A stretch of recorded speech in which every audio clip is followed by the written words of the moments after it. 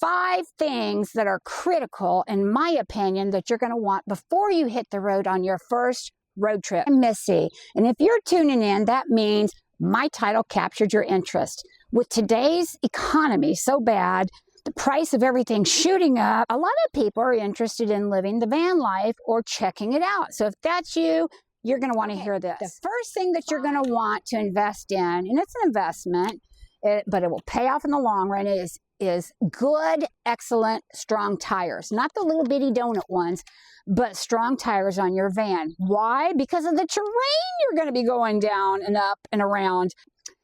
I've been on gravel roads, clay roads. I have been on pothole roads. I have done it all, trust me. I've been on every road, including up and down mountain. Number 2, if you can't afford to eat out every day, 2 or 3 meals a day, I highly recommend you either have a cook stove in your van built in, or get like I have. I just have a 1-burner little stove.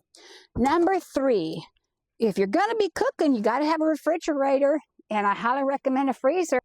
I have a couple friends who use ice chests in their van. They just get ice. Number 4, solar panel system. Hello. If you can't afford to pay rent and mortgage and all of that, you're not going to be able to afford to go and camp at an expensive campground. You need to have your own electricity. So whether you buy portable panels or panels built in, I highly recommend it. My last tip on that is you want DC to DC in your van. And whenever you're driving your van, it's charging your house batteries, which goes to your solar panels. And then the last thing I'm going to tell you about that I think a lot of people don't think about or they don't want to think about is personal safety. Let me show you what I have. I have an air horn that is in a basket beside my head when I sleep. Pepper gel spray, why gel? Because it doesn't splatter all over and go back on you. It goes stream straight out.